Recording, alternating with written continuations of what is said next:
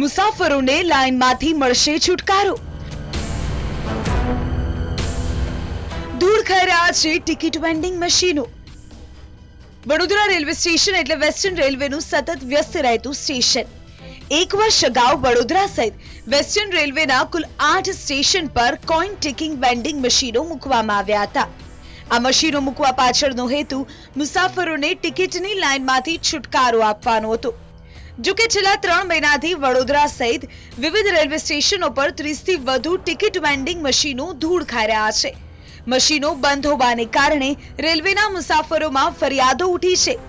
જો આ મશીનો ચાલુ હોત તો મુસાફરોને સરળતાથી પ્લેટફોર્મ ટિકિટ કે અન્ય ટિકિટ મળી શકે।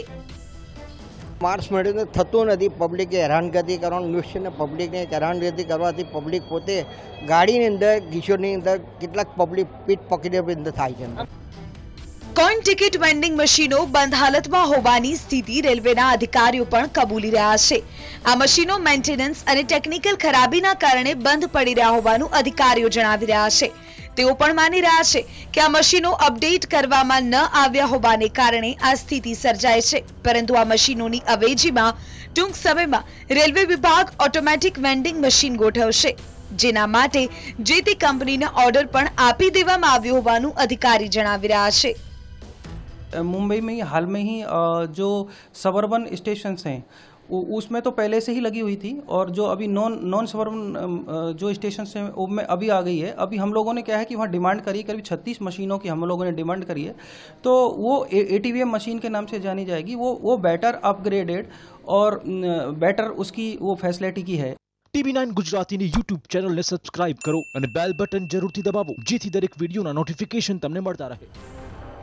એક તરફ બુલેટ ટ્રેન દોડાવવાની સ્માર્ટ રેલવે સ્ટેશન બનાવવાના સપના બતાવાઈ રહ્યા છે, ત્યારે આ મશીનો જોઈને કદાચ એવું ચોક્કસ કહી શકાય કે રેલવે વિભાગને સ્માર્ટ થવામાં હજુ થોડો સમય લાગશે। જો કે નવા મશીન ખરીદીનો ઓર્ડર તો આપી દેવામાં આવ્યો છે, ત્યારે જોવાનું એ રહેશે કે હવે જૂના મશીનોની માથાકૂટથી ક્યારે છુટકારો મળે છે અને નવા મશીનો ક્યારે ઇન્સ્ટોલ કરવામાં આવે છે।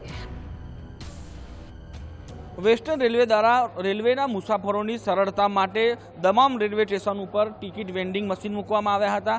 આ મશીનમાં રૂપિયા કે અથવા સિક્કા અથવા તો નોટ નાખવાથી ટિકિટ નીકળતી હતી, જેના કારણે જે રેલવેના મુસાફરો છે તેઓને લાઇનમાં ઊભું નહોતું રહેવું પડતું અને તેઓનું સરળતાથી કામ થતું હતું।